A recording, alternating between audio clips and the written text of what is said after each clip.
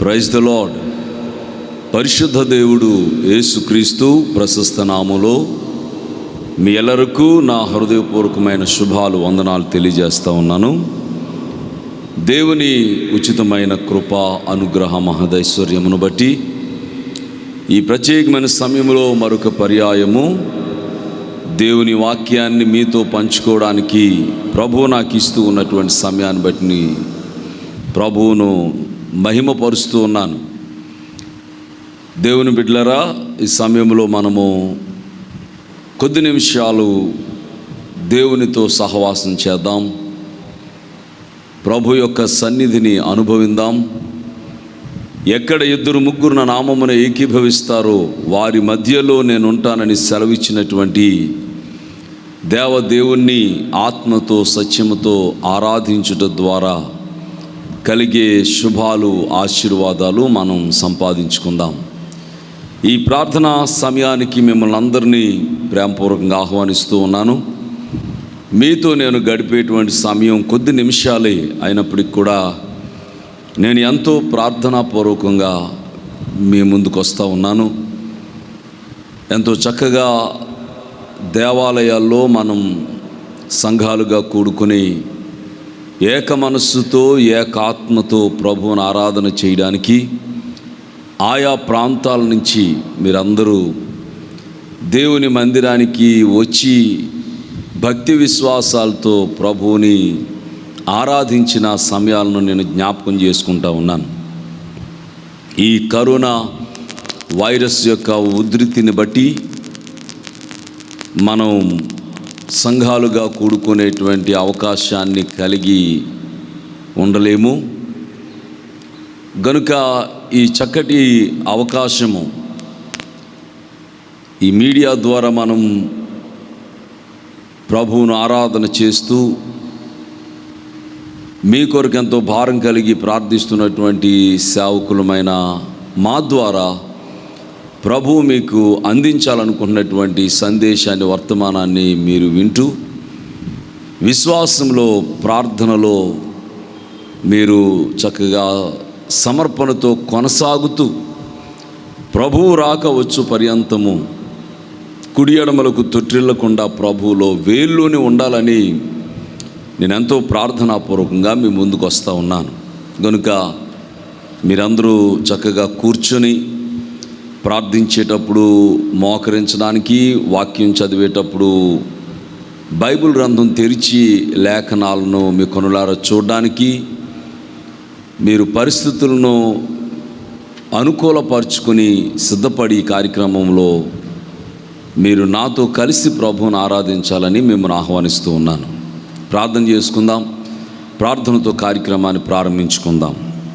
మికిలి ప్రేమ నమ్మకములు కలిగిన మా ప్రభువా దేవా, నీ పరిశుద్ధమైన శ్రేష్ఠ నామమునకు భక్తి విశ్వాసములతో స్తుతి స్తోత్రాలు చెల్లించుకుంటున్నాం. గడిచిన దినాలు మమ్మల్ని ఎంతగానో కాచి కాపాడారు. మా ఆయుష్కాలాన్ని పొడిగించి ఈ చక్కటి తరుణాన్ని మీరు ఇచ్చారు. అందుకై నీకు స్తోత్రాలు చెల్లిస్తూ ఉన్నాం. ప్రార్థన చేయడానికి దేవా, మేము నీ వాక్యాన్ని అధ్యయనం చేయడానికి మీరు మాకు అనుగ్రహించిన మంచి అవకాశాన్ని బట్టి నిన్ను స్తుతిస్తూ ఉన్నాం. ఈ సమయమందు మీరు మాతో మాట్లాడండి. నీ సన్నిధి, నీ ముఖ కాంతిని మా మీద ఉదయింప చేయండి. ప్రభువా, ఈ సమయమందు నీ గాయపు స్పర్శ, నీ రక్త ప్రోక్షణము మేము అనుభవించినటువంటి వారమై మా జీవితాల్లో మా ముందు ఉంచబడుతున్న ప్రతి సమస్యను మేము గెలవడానికి కావలసినటువంటి ఆత్మ అభిషేకం దయచేయమని ప్రార్థన చేస్తూ ఉన్నాం. దేవా, ఈ కార్యక్రమం ప్రారంభం నుంచి చిట్ట చివరి వరకు నీ నామ మహిమార్థమై జరిగించుకొనండి.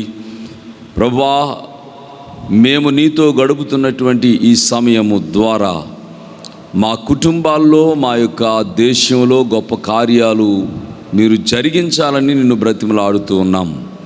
సమస్త ఘనత, ప్రభావం, మహాత్మ్యములు మీరే పొందుకోండి. యేసు నామములో అడిగి వేడుకొంచున్నాం పరమ తండ్రి. ఆమేన్, ఆమేన్.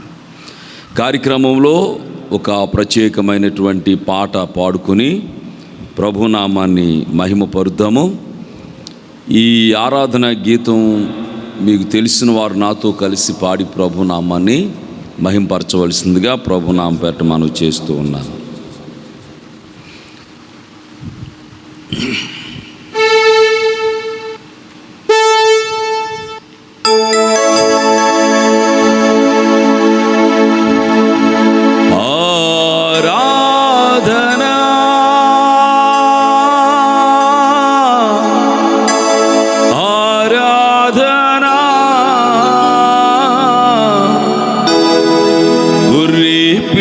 క్రీస్తుకే ఆరాధనా,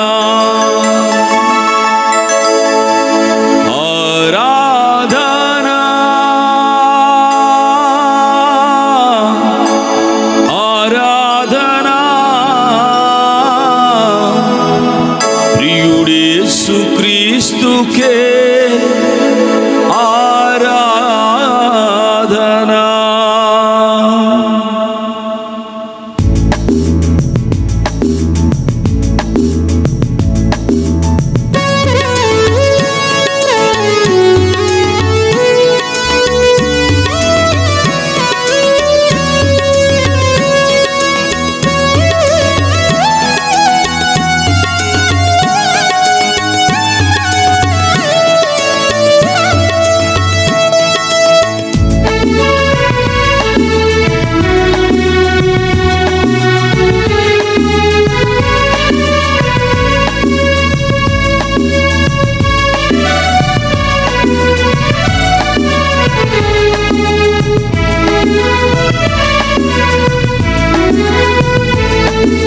ఏ సమయమందైనా, ఏ స్థలమందైనా, ఏ స్థితిలో నేను నా స్తుతి పాడేదన్.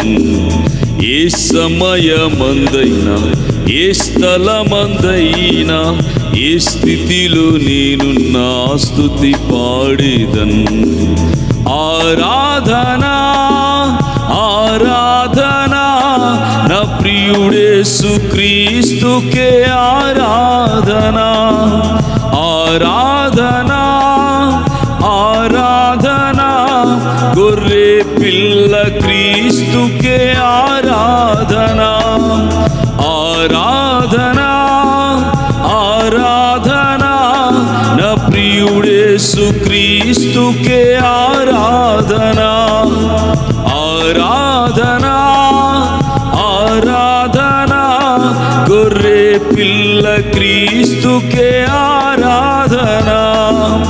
ఏ సమయమందైనా, ఏ స్థలమందైనా, ఏ స్థితిలో నేను నా స్తుతి పాడేదన్.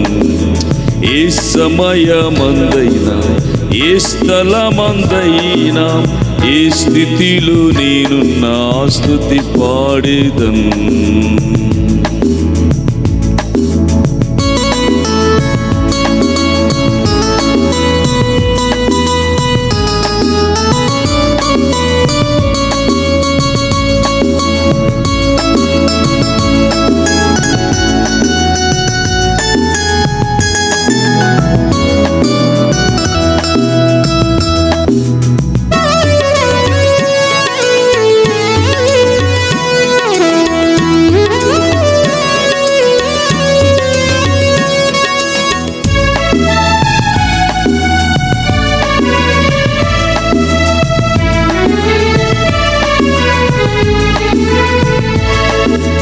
చెరసాలలో నేను బందీగా ఉన్నా, సింహాల బోనులు పడవేసిన, కరువు ఖడ్గము హింస ఏదైనను, మరణ శాసనమే పొంచున్నను. యేసు నామమే ఆధారము కాగా, యేసు రక్తమే నా విజయము. పగటి ఎండలో, రాత్రి వెన్నెలలో కునుకక కాపాడు యేసు దేవునికే ఆరాధనా, ఆరాధనా. నా ప్రియుడేసు క్రీస్తుకే ఆరాధనా, ఆరాధనా, ఆరాధనా.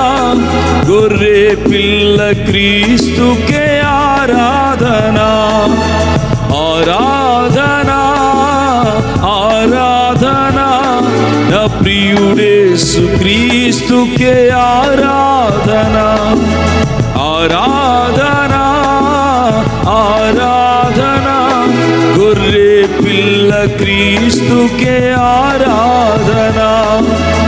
ఏ సమయమందైనా, ఏ స్థలమందైనా, ఏ స్థితిలో నేను నా స్తుతి పాడేదన్.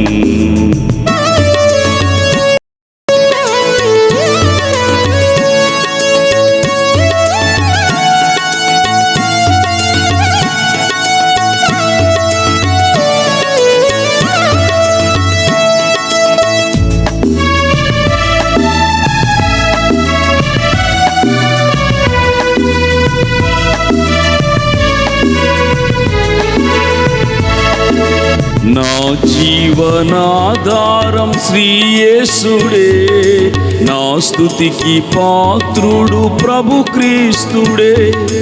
తన చేతులతో నన్ను నిర్మించెగా, నా సృష్టికర్తను కొనియాడెదన్. యెహోవా రాఫా నన్ను స్వస్థపరచు, యెహోవా షమ్మా నాకు తోడుగా, యెహోవా నిస్సీ నా ధ్వజముగా. అల్ఫా ఒమేగా ఆది దేవునికే ఆరాధనా, ఆరాధనా, నా ప్రియుడేసు క్రీస్తుకే ఆరాధనా, ఆరాధనా, ఆరాధనా, గొర్రె పిల్ల క్రీస్తుకే ఆరాధనా, ఆరాధనా, ఆరాధనా, నా ప్రియుడేసు క్రీస్తుకే ఆరాధనా, ఆరాధనా, ఆరాధనా, గొర్రె పిల్ల క్రీస్తుకే ఆరాధనా.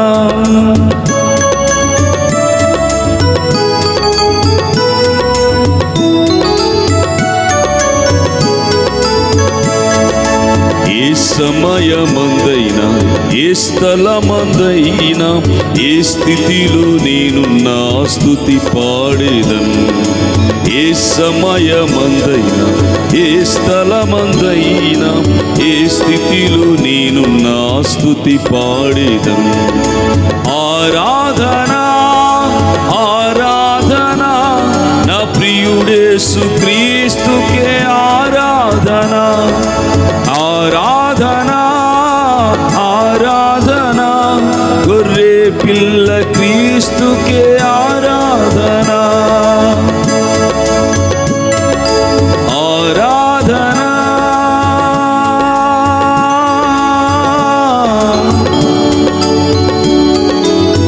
ఆరాధనా, ఆరాధనా, స్తుతి ఆరాధనా, ఆరాధనా, స్తుతి ఆరాధనా, ఆరాధనా, స్తుతి ఆరాధనా, ఆరాధనా, స్తుతి ఆరాధనా.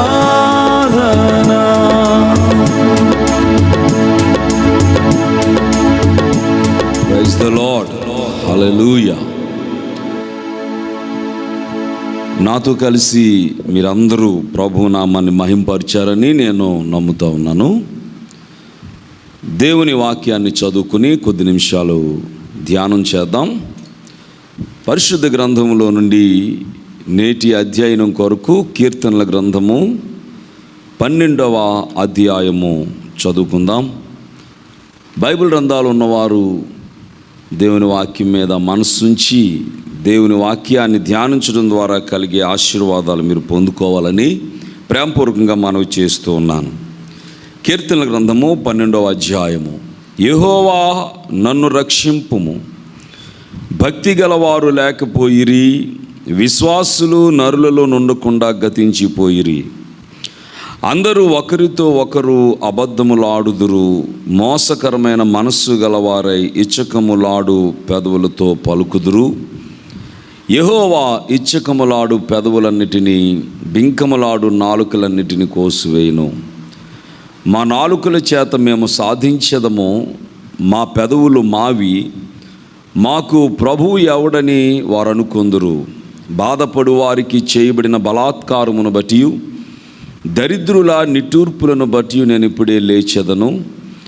రక్షణను కోరుకుని వారికి నేను రక్షణ కలుగు చేసేదను. యెహోవా సెలవిచ్చుచున్నాడు, యెహోవా మాటలు పవిత్రమైనవి, అవి మట్టి మోసలో 7 మారులు కరగి ఊదిన వెండి అంత పవిత్రములు. యెహోవా, నీవు దరిద్రులను కాపాడెదవు, ఈ తరము వారి చేతిలో నుండి వారిని నిత్యము రక్షించదవు. నరులలో నీచవర్తన ప్రబలమైనప్పుడు దుష్టులు గర్విష్ఠులై నలుదిక్కులా తిరుగులాడుదురు. దేవుడు తన వాక్యాన్ని మన అధ్యయనం కొరకు దీవించునుగాక. ప్రభునందు ప్రియులారా, కొద్ది నిమిషాలు దేవుని వాక్యంతో మన హృదయాలను మనం నింపుకుందాం. మానవ మాతృలుగా ఈ లోకంలో జీవిస్తూ ఉన్నటువంటి మనము అనేక విభిన్నాత్మకమైన పరిస్థితులను కన్నులారా చూస్తున్నాం. ఈ లోకంలో అనేక రకాల మాటలు మనం వింటూ ఉన్నాం. అయితే దేవుడు మానవ మాతృలమైన మనతో మాట్లాడాలని ఆశపడుతూ ఉన్నాడు. అనాది నుండి ఆయన భక్తుల ద్వారా, ప్రవక్తల ద్వారా, అపోస్తలుల ద్వారా తన మాటను, తన ఉద్దేశాన్ని మనకు తెలియపరుస్తూ వచ్చాడు. చివరికి ఆయనే నిజమైన స్వార్థికుడిగా తండ్రి కౌగిలిని, పరలోకాన్ని విడిచిపెట్టి మట్టి లోకములో మనలాంటి రక్తమాంసములు కలిగినటువంటి వాడుగా ఈ లోకంలో ఆయన జన్మించి, జీవించి, సువార్తను ప్రకటించి ఆయన మాట్లాడారు. ఆయన మాట్లాడడం మాత్రమే కాదు కానీ, బోధించడం మాత్రమే కాదు కానీ, బోధించిన దాన్ని ఆచరించి చూపించారు. చివరికి సిలువ మీద సహితం మరణకరమైన యాతన పడుతూ ఆయన మానవాళికి తెలియచేయాల్సిన మాటలను ఆయన మాట్లాడారు.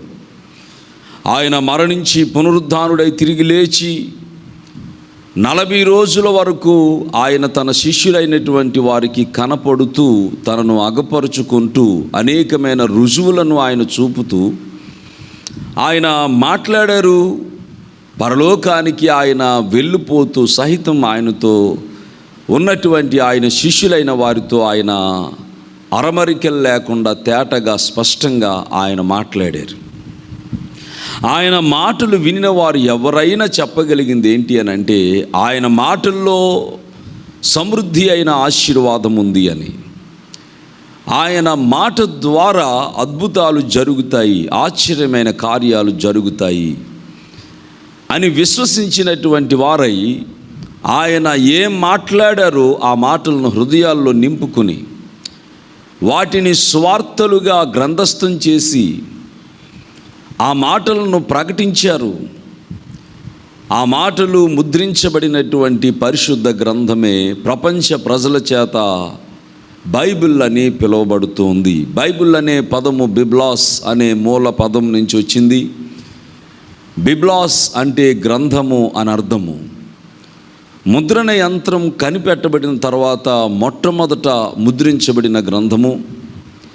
అలాగే ఈ బైబిల్ గ్రంథము ప్రస్తుతం ఈ భూమండలం మీద ఎన్ని భాషలకు లిపి ఉన్నదో అన్ని భాషల్లోకి కూడా బైబిల్ అనువదించబడి, మరి ఏ గ్రంథము కూడా విస్తరించలేనంత విస్తృతంగా ప్రపంచమంతా అలుముకొని ఉన్నటువంటి అద్భుతమైన గ్రంథము బైబిల్ గ్రంథము. చివరికి లిపి లేని భాషల్లోనికి కూడా ఈ బైబిల్ని ట్రాన్స్లేట్ చేయడానికి భక్తులు ఎంతగానో కృషి చేస్తూ ఉన్నారు. గనుక బైబిల్ గ్రంథము దేవుడు మనిషికి అనుగ్రహించినటువంటి ఒక శ్రేష్టమైన ఆశీర్వాదకరమైన ఒక ఈవి. గనుక బైబిల్ని చదవటం ద్వారా దేవుని మనస్సును మనం తెలుసుకోవడం మాత్రమే కాకుండా నరమాతృలమైన మనపక్షంగా దేవుడు కలిగి ఉన్నటువంటి ఉద్దేశము, సంకల్పము ఏమై ఉన్నదో మనం తెలుసుకుని మన జీవితంలో మనము ధన్యులం కాగలుగుతాము. గనుక మనకు అనుగ్రహింపబడినటువంటి ఈ బైబిల్ గ్రంథాన్ని మనం చదువుతూ ఉన్నప్పుడు మన జీవితాలను మనకు చాలా తేటగా రిఫ్లెక్ట్ చేయగలుగుతుంది, చూపించగలుగుతుంది. ఆ కారణం చేత మన జీవితాలను మనం సరిచేసుకుని దేవునికి ఇష్టమైనటువంటి, యోగ్యమైనటువంటి వ్యక్తులుగా మనం తీర్చిదిద్దబడ్డానికి వాక్యం ఎంతగానో మనకు సహకరించగలుగుతుంది. తత్ఫలితంగా పాపక్షమాపణ, శాప విమోచన పొంది పరలోక రాజ్యము కొరకు మనము సిద్ధపరచబడగలుగుతాం. ప్రస్తుతము మనము జరుగుతున్నటువంటి సంభవాలన్నీ చూస్తూ ఉన్నప్పుడు ఈ లోకము అశాశ్వతమైనది అనే విషయం చాలా చక్కగా ప్రతి వారికి అర్థం కాగలుగుతూ ఉంది. గనుక ప్రస్తుతం ఉన్నటువంటి ప్రతి పరిస్థితిలో నుంచి దేవుని కృపా బాహుల్యమును బట్టి మేము క్షేమము అనుభవించగలుగుతామేమో అని దైవభక్తి మనుష్యుల హృదయాల్లో పెంపొందించబడుతూ ఉన్నటువంటి పరిస్థితులు మనం చూస్తూ ఉన్నాం. గనుక మీ విశ్వాసాలను ఇంకా బలపరచాలి అనే ఉద్దేశంతో ఈ 12వ కీర్తనలో నుండి కొన్ని విషయాలు మీతో మాట్లాడాలని దేవుని ఆత్మచేత నేను ప్రేరేపించబడుతూ ఉన్నాను. ఈ దావీదు కీర్తనలో భక్తుడు దేవునిని రక్షించమని అడుగుతూ ఉన్నాడు. మనిషికి రక్షణ అనేది అవసరం. మనిషి ప్రతి సమస్య నుంచి, ప్రతి ప్రమాదకరమైన పరిస్థితి నుంచి తనకు కాపుదల కావాలి, రక్షణ కావాలి అని కోరుకుంటాడు. అయితే బైబిల్ గ్రంథంలో భక్తులు రక్షించుము అని ప్రభువును అడుగుతున్నటువంటి ఆ అంశాన్ని మనం చూసినట్లయితే ఈ లోకంలో ఎదురయ్యేటువంటి చిన్ని సమస్యల నుంచి, తేలికపాటి సమస్యల నుంచి మమ్మల్ని కాపాడమని, రక్షించమని భక్తుల ఉద్దేశమై ఉండలేదు. కానీ మనిషి యొక్క జీవితం తరువాత ఎదురయ్యేటువంటి ఆ భయంకరమైన నిత్య నరకాగ్ని నుంచి మమ్మల్ని కాపాడి పరలోక రాజ్యము కొరకు మమ్మల్ని సిద్ధపరచండి, అలాగు నరకాగ్ని నుంచి మమ్మల్ని తప్పించండి అని భక్తులు ప్రార్థిస్తూ ఉన్నారు. అలాగూ శాశ్వత రాజ్యములో నరకాగ్నిలోకి వెళ్లకుండా తప్పించబడడమే పరిపూర్ణమైనటువంటి రక్షణగా బైబిల్ గ్రంథంలో మనము గమనించగలుగుతాం. గనుక 12వ కీర్తనలో ప్రాముఖ్యమైన అంశము రక్షణ. ఈ రక్షణ అనేది భక్తుడు తనకు కావాలి అని కోరుకుంటున్నాడు. అలాగే ఎందరైతే రక్షింపబడాలని కోరుకుంటారో వారందరికీ ఈ రక్షణ అనుగ్రహించబడేలాగా తాను చేయాల్సినటువంటి ధర్మాన్ని తాను నిర్వర్తించడానికి సంసిద్ధతను వ్యక్తం చేస్తూ ఉన్నాడు. మనిషి శరీరంలో జీవిస్తూ ఉన్నాడు. ఈ శరీరంలో ఎన్నో బలహీనతలు, ఎన్నో అనారోగ్యాలను అనుభవిస్తూ ఉన్నాడు. ఈ లోకం పాపలోకం. గనుక ప్రతి మనిషి సత్యాన్ని అనుసరించి జీవించాలి అనే తపనతో ఉన్న, దేవునికి ఇష్టమైనటువంటి జీవితాన్ని జీవించాలి అనేటువంటి తాపత్రయం ఉన్న పరిస్థితులను బట్టి, దైవానికి విరుద్ధంగా లోకంలో పనిచేసేటువంటి దుష్టశక్తుల ప్రేరేపణను బట్టి మనుష్యులు నానాటికి దేవునికి దూరమైపోతూ వచ్చారు. చివరికి దేవునితో సంబంధాన్ని పూర్తిగా కోల్పోయారు. గనుక భూలోకంలో ఎందరో బంధువులను కలిగినటువంటి ఈ నరమాతృడు దేవునితో ఉండాల్సినటువంటి చక్కటి అనుబంధాన్ని పోగొట్టుకుని అతడు తత్ఫలితంగా ఎదురవుతున్నటువంటి దుష్పరిణామాలను ఎదుర్కొంటూ ఉన్నాడు. గనుకనే ఈనాడు ప్రపంచవ్యాప్తంగా ధనికులైన, దరిద్రులైన, విద్యావంతులైన, విద్యా విహీనులైన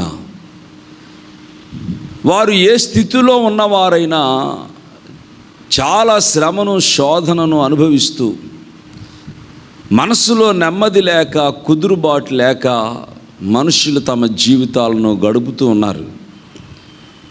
అందుకే విశ్వాసులు నరులలో ఉండకుండా గతించిపోయిరి అని ఆవేదన చెందుతున్నాడు భక్తుడైన దావీదు. విశ్వాసులు అని ఎవరిని పిలుస్తారు అని అంటే, ప్రతి వారికి ఎవరు విశ్వాసాలు వాళ్ళకు ఉంటాయి. కానీ ప్రత్యేకంగా క్రైస్తవుడు అనేదానికి పర్యాయ పదంగా విశ్వాసి అనే మాటను ఉపయోగిస్తూ ఉంటారు. విశ్వాసి అంటే క్రీస్తును కలిగినవాడు అని అర్థం. మరి క్రీస్తును కలిగినవాడు, క్రీస్తులో వేళ్ళూని స్థిరంగా యేసు పరిశుద్ధ నామాన్ని ఘనపరిచేవాడుగా, ఆరాధించేవాడుగా, తను రక్షణానుభవంలోనికి ప్రవేశించిన తొలిమెట్టులో ఎలాంటి అనుభవాన్ని, సమర్పణను కలిగి ఉన్నాడో దానిని కడవరకు కొనసాగించడానికి మంచి నిర్ణయం ప్రారంభంలో కలిగి ఉన్నప్పటికీ కూడా రాను రాను విశ్వాసంలో అణగారిపోయాడు, విశ్వాసంలో చల్లారిపోయాడు, ఆధ్యాత్మికతను పోగొట్టుకున్నాడు.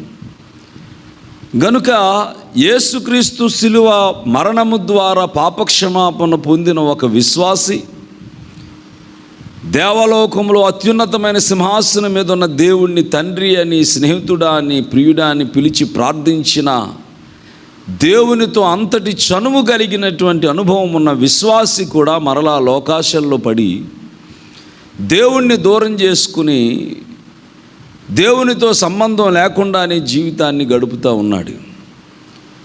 గనుక దావీదు యొక్క ఆవేదన విశ్వాసులు నరులలో ఉండకుండా పోయిరి అని. విశ్వాసాన్ని పోగొట్టుకున్నాడు అనేదానికి రుజువు వారి మాటలే. హృదయము నిండిన దాన్ని బట్టి నోరు మాట్లాడుతుంది అని వాక్యం సెలవిస్తూ ఉన్నట్లు, విశ్వాసి తన నోటి మాట ద్వారా విశ్వాసాన్ని వ్యక్తం చేస్తూ ఉంటాడు. విశ్వాసి తన నోటి మాటల ద్వారానే విశ్వాసములో నుండి తొట్టిల్లిపోయిన దాన్ని కూడా బట్టబయలు చేస్తూ ఉంటాడు. గనుక మాటలు, మనుష్యులు మాట్లాడేటువంటి మాటలు, అందరూ ఒకరితో ఒకరు అబద్ధములు ఆడుతున్నారు అన్నాడు. మనిషి సత్య సంబంధిగా ఉండాలి అనేది దైవ నిర్ణయం. సత్యాన్నే ప్రేమించాలి, సత్యాన్నే ప్రకటించాలి, అసత్యానికి దూరంగా ఉండాలి. అసత్యము అనేది మన ద్వారా స్ప్రెడ్ అవ్వడానికి వీలు లేదు అని వాక్యము మనకు సెలవిస్తూ ఉండగా, చాలా సందర్భాల్లో మనమే అసత్యాలను నమ్ముతూ ఉంటాం. అది పూర్తిగా మనకు తెలియకపోయినా దాని గురించి మాట్లాడుతూ ఉంటాం, ప్రకటిస్తూ ఉంటాం. దాని వలన మనకి ఎంత మాత్రము దైవాశీర్వాదము కలగదు అనే విషయాన్ని మనము గ్రహించాలి. యేసుక్రీస్తు ప్రభు వారు చెప్పారు, నేనే మార్గము, సత్యము, జీవము అని. గనుక యేసుక్రీస్తులో సత్యము ఉంది. యేసుక్రీస్తు ప్రభువారు ఒక కల్పిత కథ కాదు, కానీ యేసు జీవిత చరిత్ర యథార్థ గాథ. చరిత్రలో యేసు ప్రభువారి యొక్క పాత్ర చాలా ప్రాముఖ్యమైంది. గనుక కాలము క్రీస్తు శకము క్రీస్తు పూర్వము అనేదిగా విభజింపబడ్డానికి శకపురుషుడిగా ప్రభు ఎన్నుకోబడ్డాన్ని బట్టి అసలు యేసు లేకుండా చరిత్ర లేదనే విషయాన్ని మనం చెప్పొచ్చు. యోహాను సువార్త 17వ అధ్యాయము 17వ వచనంలో సత్యమందు వారిని ప్రతిష్ఠ చేయము, నీ వాక్యమే సత్యము అన్నారు. గనుక దేవుడు మనకిచ్చినటువంటి వాక్యము పరిశుద్ధ గ్రంథము. చాలాసార్లు నేను నా ఉపదేశాల్లో చెప్తూ ఉంటాను, ఎక్కువగా బైబిల్ని చదవడం ద్వారా యేసుక్రీస్తును మనం పూర్తిగా అర్థం చేసుకోగలుగుతాం. యేసు ద్వారా కలిగేటువంటి దీవెన, రక్షణ, స్వస్థత మనం పొందుకోగలుగుతాం. అసలు యేసును మనం తెలుసుకోవడం అని అంటే మనలను మనం తెలుసుకోవడమే. మానవ జన్మ, మానవ జీవిత చరిత్ర ఎంత ధన్యకరమైనదో. 84 లక్షల రకాల జీవరాశులు, ప్రాణకోటి భూమి మీద ఉన్నాయంట. కానీ ఈ జీవ కోటిలో మనుష్యుడు చాలా ప్రత్యేకమైన వాడు. మనుష్యుడు చాలా చాలా ఉన్నతమైన వాడు. దేవుడు మనిషిని కలుగు చేసినప్పుడు దేవుని రూపంలో మనిషిని కలుగు చేశాడు. ఆయన పోలికలో నరుణ్ణి కలుగు చేశాడు. గనుక మీరు దైవములనియు మీరందరూ సర్వోన్నతుని కుమారులనియు నేనే సెలవిచ్చి ఉన్నాను అని 82వ కీర్తనలో వ్రాయబడిన మాటలు మనకు తెలుసు. ఆయన రూపాన్ని మనకిచ్చాడు, ఆయన మనకు తన జీవాన్ని ఇచ్చాడు, శ్రేష్టమైన జీవితాన్ని ఇచ్చామన్నాడు. మీరు ఫలించి భూమిని నింపి దానిని పరిపాలన చేయండి అని, ఏలుబడి చేసేవాడుగా, రూలర్గా ఉండాలి మనిషి అని మనిషిని దేవుడు కలుగు చేస్తే ఈరోజు మనిషి అధోగతికి దిగజారిపోయి ప్రాణ సంకటంతో చాలా దురవస్థలో ఉన్నాడు మనిషి అనే విషయాన్ని మనం ఒప్పుకోవలసిన పరిస్థితి ఉంది. కారణం, దేవుడు ఉండమన్న చోట మనిషి ఉండలేదు, దేవుడు చెయ్యమన్నట్టుగా మనిషి చేయలేదు. తన ఆలోచన చొప్పున నడుచుకుంటూ దేవునికి, తండ్రి అయిన దేవునికి ఆవేదన కలిగిస్తూ ఉన్నాడు. బిడ్డలైనటువంటి వారు తల్లిదండ్రుల మాటకు లోబడకుండా ఉన్నప్పుడు, వారి జీవితాల్లో వారు కీడును కలుగు చేసుకుంటూ ఉన్నప్పుడు తల్లిదండ్రుల హృదయాలు ఎంత రోధిస్తాయో, ఎంత తలడిల్లిపోతాయో. దేవుని బిడ్డలైనటువంటి మనుష్యులు కూడా దేవుని ఆశీర్వాదాలను పొందుకోకుండా అనేకమైన అవస్థలు పడుతూ ఉండడాన్ని బట్టి దేవుడు ఆవేదన చెందుతున్నాడు. అందుకే భూమి మీద ఉన్నటువంటి మనిషి ఆజ్ఞాతిక్రమమును బట్టి, మేలైనది చేయనెరిగి అలాగూ చేయకుండా ఉండటాన్ని బట్టి, సకల దుర్నీతిని బట్టి, అనేక రకాల ఆలోచనలతో దేవునికి దూరం అయిపోయాడు. కాబట్టి తన బిడ్డలను బట్టి తండ్రి అయిన దేవుడు ఆవేదన చెందుతూ ఉన్నప్పుడు, అద్వితీయ దేవుని కుమారుడైన యేసుక్రీస్తు ప్రభువారు ఈ లోకానికి వచ్చి మానవుల పాప పరిహారార్థమై యజ్ఞ పశువుగా ఆయన తనను తాను సిలువకు అప్పగించుకున్నాడు, ప్రాణం పెట్టాడు. ఎంత గొప్ప రక్షణ మానవులకు సిద్ధపరిచుంచాడు. అవును, యేసు ప్రభు అని హృదయంలో విశ్వసించి నోటితో ఒప్పుకున్నవాడు రక్షింపబడతాడు, వాడు నిత్య జీవానికి వారసుడవుతాడు. యేసు ప్రభు అని హృదయంలో విశ్వసించడానికి వాక్యం మనకు చక్కటి రుజువులను మనకు చూపించగలుగుతూ ఉంది. గనుక సత్యమై ఉన్న యేసును మన హృదయంలో మనం నింపుకుంటే అది మనకు ఆశీర్వాదం, అది మనకు దీవెన. అందుకే భక్తులైన వారిని దేవుడు ప్రేరేపించి ఇంత శ్రేష్టమైనటువంటి గ్రంథాన్ని మనకు అనుగ్రహించారు. గనుక ఈ దినాల్లో ఈ మాటలు వింటూ ఉన్నప్పుడు బైబిల్ నాకు కూడా చదవాలని ఉంది అని అనుకుంటే, మీరు ఒక ఫ్రీ బైబిల్ యాప్ మీ సెల్ ఫోన్లో డౌన్లోడ్ చేసుకోవచ్చు. ఈ బైబిల్ గ్రంథంలో ఉన్నటువంటి 66 పుస్తకాల్లో మొదటి 39 పాత నిబంధన పుస్తకాలు, 27 క్రొత్త నిబంధనలో పుస్తకాలు ఉన్నాయి. మీరు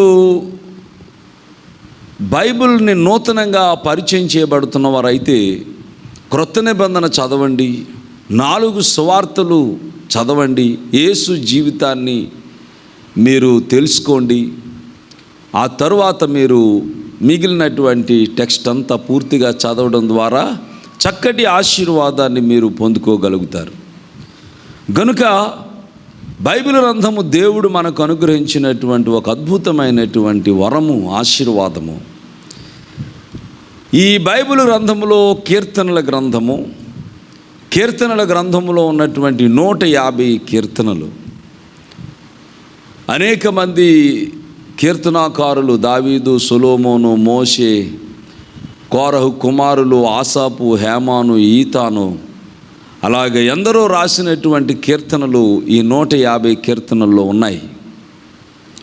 ఈ కీర్తనల్లో సుమారు 54 కీర్తనల హెడ్లైన్స్లో, శీర్షికల్లో ప్రధాన గాయకునికి అని వ్రాయబడిన మాట ఉంది. అలాగే ఏ కీర్తన ఎలాగూ పాడాలో అనేది కూడా ఆ కీర్తనల హెడ్లైన్స్లో వ్రాయబడి ఉంది. తంతి వాద్యములతో పాడదగినది అని, వీణనాద సహితము అని, పిల్లన గ్రోవితో పాడదగినది అని, ఇలాగూ ఒక్కొక్క కీర్తన మీద ఒక్కొక్క మాట రాయబడి ఉంది. అలాగే ఈ కీర్తనల హెడ్లైన్స్లో ఏ కీర్తన ఏ సందర్భంలో వ్రాయబడింది. బేత్షెబాను బట్టి నాతాను అనే ప్రవక్త దావీదు యొద్దకు వచ్చి వెళ్ళినప్పుడు 51వ కీర్తన వ్రాశాడు అని, 30వ కీర్తన గృహప్రతిష్టాపన గానము అని, 2వ కీర్తన అబ్షాలోము అనబడిన తన కుమారుని ఎదుటి నుంచి దావీదు పారిపోయినప్పుడు రాసినటువంటి కీర్తన అని, శత్రువుల చేతిలో నుండి, ప్రాముఖ్యంగా సౌలు చేతిలో నుండి దేవుడు కాపాడినప్పుడు వ్రాసిన కీర్తన అని 18వ కీర్తన. ఇలాగా ప్రతి కీర్తనకు ఒక్కొక్క సందర్భము చెప్పబడింది కొన్ని కీర్తనలకు.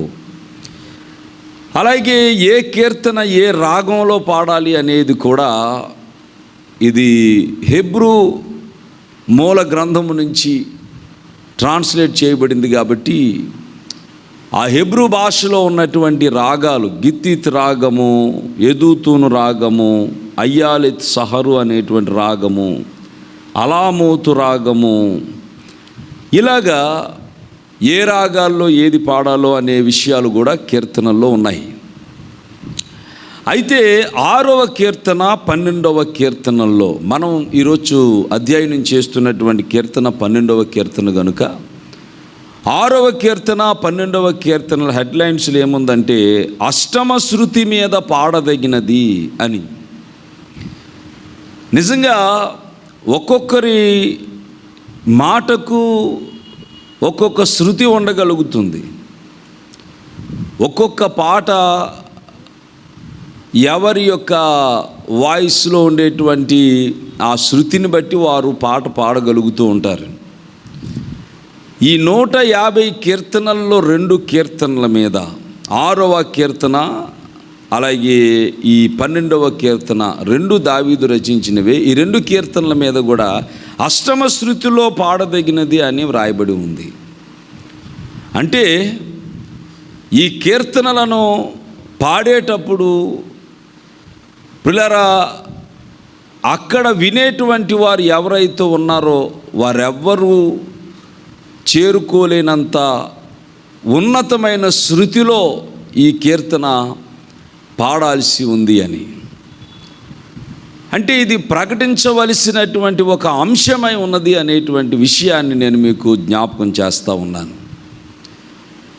ఈ రోజుల్లో మనుష్యులు భూమి మీద చాలా చక్కటి స్నేహ బాంధవ్యాలను పెంపొందింపజేసుకుంటున్నారు. మనుషులు అలాంటి గుడ్ అండర్స్టాండింగ్స్ కలిగి ఉండడం చాలా సంతోషమే. దేవుడు కూడా మీలో ప్రతివారు సోదర భావాన్ని కలిగి ఉండాలి, అందరినీ ప్రేమించాలి, అందరికీ మేలు చేయాలి. ఎదటివాడు శత్రువు అయినా సరే వాడికి కీడు చేయకూడదు. వాడు ఒకవేళ నీకు కీడు తలపెట్టినా కూడా వాడికి నువ్వు మేలే చెయ్యాలని చెప్తున్నటువంటి మాటలు యేసు ప్రభు సందేశ సారాంశాలు. కానీ విచారకరమైన సంగతి, భూమి మీద మనుష్యులు సంబంధ బాంధవ్యాలను పెంపొందింప చేసుకుంటూ దేవునిని మరిచినటువంటి వైనం, దేవునిని నిర్లక్ష్యం చేస్తున్నటువంటి పరిస్థితిని దేవుడు సహించలేకపోతూ ఉన్నాడు. గనుక మనుష్యులను మనం ప్రేమించేవారుగా ఉంటే, మనుష్యులు ఎలాంటి వారు, మనుష్యులు ఏ క్షణంలో ఎలా మారిపోతారో తెలీదు. మనుష్యులు మాటల్లో ఎంతవరకు వాస్తవాలు ఉన్నాయో, ఎంతవరకు మనుషులు సత్య సంబంధులో మనము చెప్పలేము. చాలా సందర్భాల్లో మనమే మాటిస్తూ ఉంటాము, మనసులో కూడా సహాయపడాలి అనేటువంటి ఉద్దేశం ఉంటుంది. కానీ పరిస్థితుల ప్రభావం, ఈ దినాల్లో చాలామందికి సహాయపడాలనేటువంటి మనస్సు, మంచి ఆలోచన మనకు ఉంటున్నప్పటికీ కూడా మనము బయటికి వెళ్ళడానికి వీలు కానటువంటి పరిస్థితులు. బహుశా మన ఆప్తులు, మన బంధువులు, మన స్నేహితులు మన రాక కొరకు ఎదురు చూస్తూ ఉన్నారేమో. వారు హాస్పిటల్స్లో ఉన్నారేమో, వారు ఐసోలేషన్లో ఉంటున్నారేమో, వారికి ధనము లేక అవస్థలు పడుతూ ఉన్నారేమో. సహాయపడాలి అనేటువంటి మనసు మనకుండి ప్రియులారా కొంతవరకు సహాయం చేయగలుగుతూ ఉన్నాం. కానీ ఇంకా అనేకులకు సహాయపడి అలాగ పరుగులెత్తేటువంటి అవకాశం మనకుంటే బాగున్ను. కానీ నరమాత్రులు కనుక అయిన వాళ్ళకే మనం సహాయం చేయలేకపోతున్నటువంటి ఆవేదనకరమైన పరిస్థితులు ఇప్పుడు మనం చూస్తూ ఉన్నాం.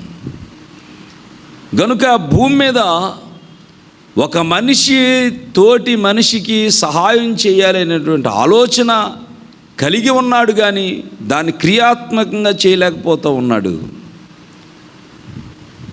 ఒకవేళ చేయగలుగుతూ ఉన్నా కానీ ఏ స్థాయిలో చేయాలనుకుంటున్నాడో ఆ స్థాయిలో చేయలేకపోతూ ఏదో ఒక నామమాత్రంగానే చేయగలుగుతూ ఉన్నాడు.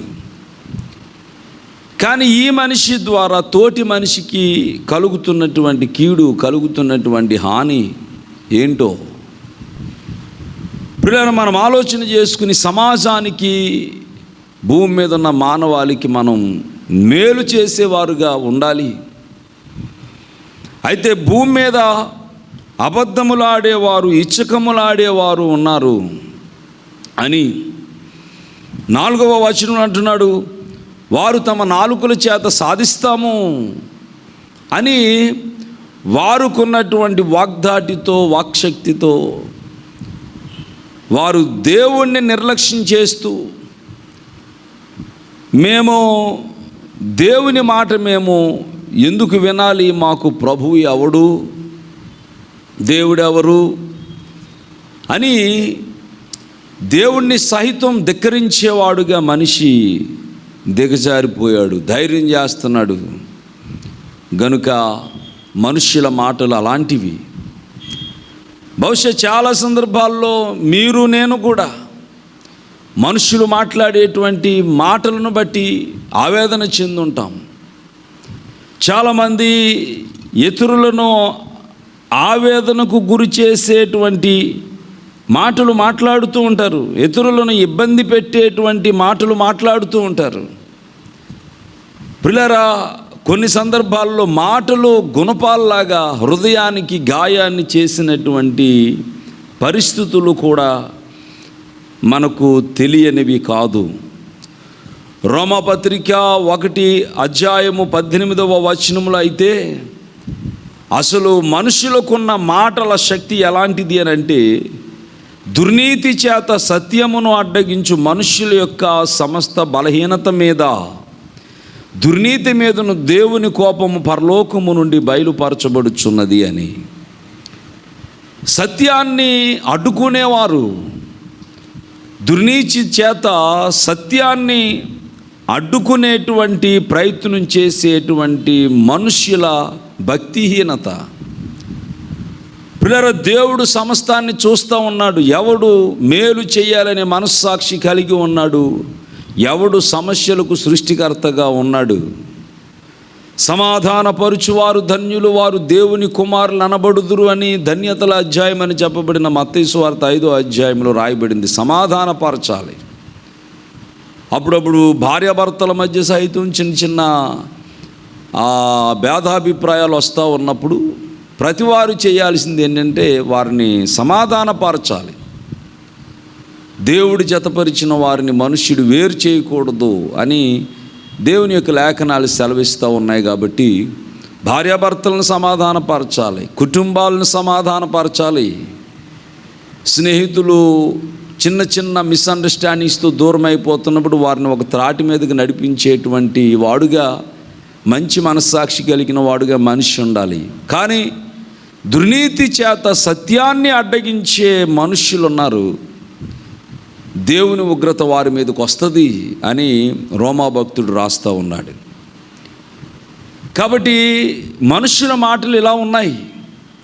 మనుష్యుల మాటలు ఎలాంటివో పిల్లరా వివరించడానికి సమయము చాలదు. మహర్షి అనేటువంటి యోబుకు కూడా 6వ అధ్యాయములో 21వ వచనంలో మనుష్యుల నోటి మాటలు ఎలాంటివో చెప్తున్నాడు. ఆయన అంటాడు, ఆ మనుష్యుల యొక్క మాటలు హృదయానికి బాధను కలుగు చేసేటువంటి మాటలు, హృదయానికి నొప్పిని కలుగు చేసేటువంటి మాటలు. 5వ అధ్యాయం 21వ వచనం, నోటి మాటల చేత కలుగు నొప్పి నీకు తగలకుండా ఆయన నిన్ను చాటు చేయును అని. ఇతరులు నోటి మాటలు ఆడుతూ ఉంటారు, నువ్వు మేలు చేస్తూనే ఉంటావు, సహాయపడుతూనే ఉంటావు. మేలు చేసిన నీకు కీడు చేసే తలపెట్టే నైజం లోకానిది. కాబట్టి మనుష్యుల మాటలు ఇలా ఉంటున్నాయి. అందుకే మనుష్యుడు ఏం మాట్లాడుతూ ఉంటాడో తెలియని వాడుగా ఉంటాడు. కనుక యేసుక్రీస్తు ప్రభువు వారి శిలువ మీద, తండ్రి వీరేం చేస్తున్నారు, వీరు ఎరుగరు కనుక వీరిని క్షమించుము అని ప్రార్థించగలిగాడు. అలాగే భక్తుడైన యెషయా కూడా 6వ అధ్యాయంలో దైవ ప్రత్యక్షత సంపాదించుకున్నప్పుడు, నేను దేవుణ్ణి చూశాను కనుక ఇంక బ్రతుకుని చనిపోతాను అనుకుంటున్నప్పుడు, ఆ దేవదూతలలో ఒక దూత బలిపీఠం మీద ఉన్నటువంటి అగ్ని కొరువు తీసుకుని వచ్చి యెషయా పెదవులను కాల్చిది, నీ పెదవులకు తగిలింది కాబట్టి నీ పాపాలు పరిహరించబడ్డాయి అన్నాడు. అంటే పాపాలు పరిహరించబడ్డానికి అగ్ని కొరువు తీసి పెదవులకు కాల్చడం ద్వారా పాప పరిహారం అవ్వడం అని అంటే, పాపానికి జన్మస్థలము పెదవులుగా ఉంటూ ఉన్నాయి. గనుక మనుష్యులు కాని మాట్లాడుతున్నారు, మనుష్యులు మాటలతో చాలా బాధ పెడుతున్నారు, మనుష్యులు మాటలు నాకు ఆవేదన కలుగు చేస్తున్నాయని నువ్వు ఆవేదన చెందాల్సిన అవసరం లేదు. వాళ్ళు మనుషులు కనుక వాళ్ళు అలాగే ఉంటారు. అయితే దేవుని మాట ఆదరించే మాటగా ఉంది అనేది 12వ కీర్తన మనకు అందిస్తున్నటువంటి అద్భుతమైన సందేశము. దేవుని మాట, దేవుడు మనుష్యులమైనటువంటి మనలను ఉద్ధరించడానికి పలికిన మాటలు, వ్రాయించినటువంటి మాటలను గురించి, యెహోవా మాటలు పవిత్రమైనవి, అవి మట్టి మోసలో 7 మార్లు కరిగి ఊదిన వెండి అంతా పవిత్రములు. దేవుని యొక్క మాట మానవ జాతికి ఎంతో ఆశీర్వాదాన్ని, క్షేమాన్ని కలుగు చేసేటువంటి మాట.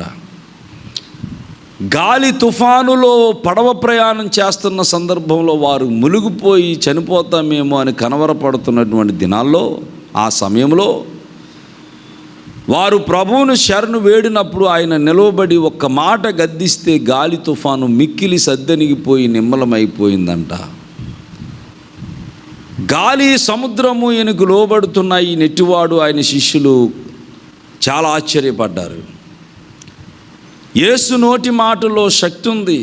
ఆయన సృష్టికర్త గనుక, నిర్మాణకుడు గనుక, ఆయనే ఆది అంతమై ఉన్నాడు గనుక, మొదటివాడును కడపటివాడును నేనే, నేనే అల్ఫా ఒమేగా, అని చెప్పినవాడు గనుక కలిగి ఉన్నదేది ఆయన లేకుండా కలుగులేదు, సమస్తమును ఆయన మూలముగా కలిగింది అని వ్రాయబడింది గనుక పరిశుద్ధుడు, ప్రేమాస్వరూపి, మహిమాస్వరూపి అయినటువంటి ఆ దేవుడు మనకు మేలు కలగాలని నోరు తెరిచి ఆశీర్వచనాలు పలికినటువంటి వాడై ఉన్నాడు.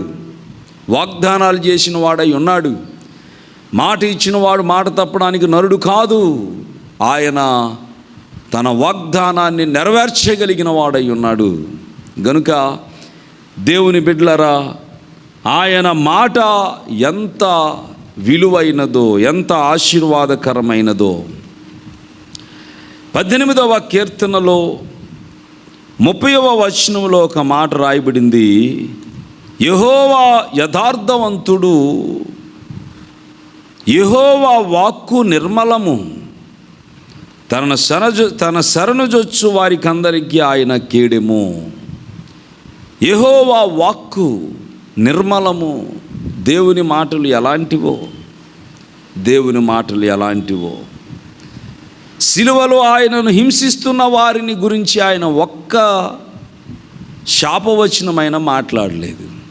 ముండ్ల కిరీటం తల మీద పెట్టారు, ఆయన కాలు చేతుల్లో మేకులు గుచ్చారు, కొరడాలతో ఆయనను చీల్చేశారు, ముఖాన ఉమ్మేశారు, పిడిగుద్దులు గుద్దారు, కాలు చేతుల్లో మేకులతో గుచ్చి ఆయనను మ్రానుకు దిగేశారు. ఆయనను ఎండలో ఆరబెట్టినట్లుగా సిలువ నిలవబెట్టినప్పుడు అలాంటి శ్రమలో ఉన్నవారు ఎవరైనా సరే దుర్భాషలు ఆడుతూ ఉంటారు. ఎవరు వారి చేతుల్లో మేకులు కొడుతున్నారో, ఎవరు తల మీద ముండ్ల కిరీటం పెడుతున్నారో వాళ్ళందరినీ శాపనార్థాలు పెడుతూ ఉంటారు. కానీ ఆయన శాపవచనము ఒకటైనా మాట్లాడలేదు, సరిగదా? ఆ సమయంలో కూడా వారిని క్షమించాడు. తండ్రి, వీరేం చేస్తున్నారు, వీరు ఎరుగరు కనుక వీరిని క్షమించండి అని ఆయన మాట్లాడిన మాటకు ఆశ్చర్యపడి ఆయనతో పాటు సిలువ వేయబడిన కుడి ప్రక్కనున్న దొంగ వెంటనే ఆయనను రక్షకునిగా, దేవునిగా గుర్తించి అంగీకరించి రక్షణ పొందాడు. గనుక ఆయన మాటలను మనము లక్ష్యం ఉంచితే ఈ శేష జీవితంలోనైనా మేలు పొందుకోగలుగుతాం. గనుక యెహోవా మాటలు నిర్మలమైనవి. ఇదే కీర్తనల గ్రంథములో 119వ అధ్యాయము 140వ వచనములో వ్రాయబడినటువంటి మాటను మనం చదివితే అక్కడ రాయబడింది, నీ మాట మిక్కిలి స్వచ్ఛమైనది, అది నీ సేవకునికి ప్రియమైనది అని. దేవుని మాట మిక్కిలి స్వచ్ఛమైనది అని కీర్తనాకారుడు ఆయన మాటను బట్టి ప్రభువును స్తుతిస్తున్నాడు. 119వ కీర్తన అంతా ఉన్న 176 చరణాల్లో కూడా దేవుని యొక్క వాక్యం ఔన్నత్యము, దేవుని యొక్క వాక్యం యొక్క గొప్పతనము, ఆయన మాటలు మధురమైనవని, ఆయన మాటలు జ్ఞానాన్ని కలుగు చేసేవని, శత్రువును మించిన జ్ఞానాన్ని కలుగు చేసేవని, బోధకులను మించిన జ్ఞానాన్ని కలుగు చేసేవని, వృద్ధులను మించిన జ్ఞానాన్ని కలుగు చేసేవని ఎన్నో శ్రేష్టమైన మాటలు రాయబడి ఉంటాయి. కాబట్టి ఇవి దేవుని మాటలు. మానవుల మాటల మీద ఆధారపడి మోసపోయానని, నష్టపోయానని, శ్రమ అనుభవిస్తున్నానని, అయ్యో మేలు చేశాను మా వాళ్ళని, దగ్గర వాళ్ళని మేలు చేసి కూడా కీడు అనుభవిస్తున్నాను ఏంటి అని ఆవేదన చెందుతున్నటువంటి నీకు అష్టమ శృతి మీద పాడదగిన కీర్తనగా చెప్తున్నటువంటి 12వ కీర్తనలో దేవుని యొక్క మాట నీకు సంతోషాన్ని, సమాధానాన్ని, నెమ్మదిని కలుగు చేసేది అని తెలియచేయబడిన విషయాన్ని నీకు జ్ఞాపకం చేస్తూ ఉన్నాను. నీ జీవితంలో దేవుని మాటకు చోటిచ్చి నీ హృదయంలో దేవుని మాటను నింపుకోవడం ద్వారా గొప్ప దీవెన నీవు పొందుకోవాలని దేవుని సేవకుడిగా కోరుకుంటూ ఈ మాటలు ముగిస్తున్నాను. దేవుడి కొద్ది మాటలు మన వినికిడిలో ఫలింపు చేయునుగాక. ఆమేన్. ప్రార్థన చేద్దాం. అందరూ తల వంచండి. ప్రేమ కలిగిన దేవా, కృపగల తండ్రి, నీకు వందనాలు, స్తోత్రాలు. నిజమే, ఈ లోకంలో ప్రభా మేమెందుకో మాట్లాడుతూ ఉంటాం. మా మాటల వలన ఏం ప్రయోజనం లేదు, మా మాటల వలన ఇతరులకు క్షేమం కలగదు, కొన్ని సందర్భాల్లో ఇతరులకు ప్రమాదం ఇతరులకు కీడు జరిగే అవకాశం ఉంది అని తెలిసినా కూడా మేము మాట్లాడుతూ ఉంటాం. మమ్మల్ని మీరు క్షమించండి, నీ మాట విలువైనది, నీ మాట నిర్మలమైనది, పవిత్రమైనది, నీ మాట జుంటె తేనె ధారల కంటే కూడా మధురమైనది, కోరదగినది. వేలాది వెండి బంగారు నాణెములు నీ వాక్యముతో సరితూగ లేవు. అలాంటి నీ వాక్యమును గురించి మేము ధ్యానించాము. కొద్ది మాటలే ప్రభువా, నేను మాట్లాడినప్పటికీ కూడా ఎందరు ఈ మాటలు ఉన్నారో వారందరూ నీ వాక్యపు విలువను గుర్తెరిగి వాక్య ప్రేక్షకులై వాక్యాన్ని పఠించడానికి వారిని మీరు పురుకొల్పండి. ఇంకా ఎందరికీ బైబిల్ అందకుండా ఉందో వారందరికీ బైబిల్స్ అందడానికి దేవా బైబిల్ యాప్స్ వారు సంపాదించుకోవడానికి సహాయం చేసి ప్రతివారు నాయనా వాక్య పాఠకులై నీ ప్రేమను గుర్తిరిగి ధన్యులు కావడానికి సహాయం చేయమని వేడుకుంటూ ఉన్నాం.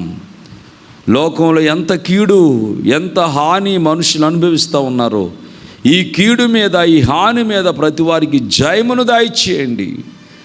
విడిపించండి, విమోచకుడా రక్షించండి, రక్షకుడా స్వస్థపరచండి, వైద్యుడా ఆసుపత్రుల్లో ఉన్నటువంటి రోగులను స్వస్థపరిచి లేవనెత్తండి. దేవా, కన్నీటి బాధల్లో వెలుపుస్తున్న వారికి వారి కనుల బాష్ప బిందువులను తుడిచి ఓదార్పును దయచేయండి, నిరీక్షణను కలుగు చేయండి. ప్రతి వారిని పరలోక రాజ్యము కొరకు ఆయత్తపరచండి. యేసు శుభనామములో మిక్కిలి వినయంతో బ్రతిమలాడి వేడుకొనుచున్నాము పరమ తండ్రి, ఆమెన్. తండ్రి అయిన దేవుని నుండి, కుమారుడైన యేసుక్రీస్తు ప్రభువారి నుండి, పరిశుద్ధాత్మ నుండి కృపా సమాధానములు మీ ఎల్లరకు విస్తరించునుగాక. Amen, amen, amen. Praise the Lord. మీ అందరికీ నా వందనాలు.